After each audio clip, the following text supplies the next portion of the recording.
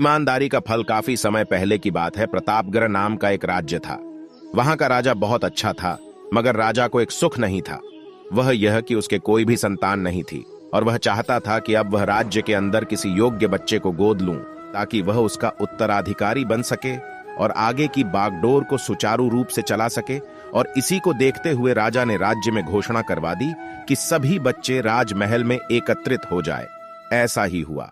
राजा ने सभी बच्चों को पौधे लगाने के लिए भिन्न भिन्न प्रकार के बीज दिए और कहा कि अब हम 6 महीने बाद मिलेंगे और देखेंगे कि किसका पौधा सबसे अच्छा होगा। 1 महीना बीत जाने के बाद भी एक बच्चा ऐसा था जिसके गमले में वह बीज अभी तक नहीं फूटा था, लेकिन वह रोज उसकी देखभाल करता था और रोज पौधे को पानी देता था। देखते ही देखते 3 महीने बीत गए। बच्चा परेशान हो गया। तभी उसकी मां ने कहा कि बेटा धैर्य रखो, कुछ बीजों को फलने में ज्यादा वक्त लगता है। और वह पौधे को सींचता रहा। 6 महीने हो गए। राजा के पास जाने का समय आ चुका था, लेकिन वह डरा हुआ था कि सभी बच्चों के गमलों में तो पौधे होंगे और उसका गमला खाली होगा। लेकिन वह बच्चा ईमानदार था और सारे बच्चे राजमहल में आ चुके थे।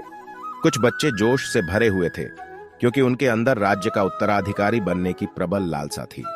अब राजा ने आदेश दिया, सभी बच्चे अपने अपने गमले दिखाने लगे, मगर एक बच्चा सहमा हुआ था क्योंकि उसका गमला खाली था।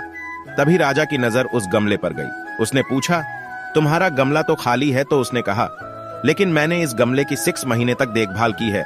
राजा उसकी ईमानदारी से खुश था कि उसका गमला खाली है, फिर भी वह हिम्मत करके यहां आ तो गया। सभी बच्चों के गमले देखने के बाद राजा ने उस बच्चे को सभी के सामने बुलाया। बच्चा सहम गया और राजा ने वह गमला सभी को दिखाया। सभी बच्चे जोर से हंसने लगे।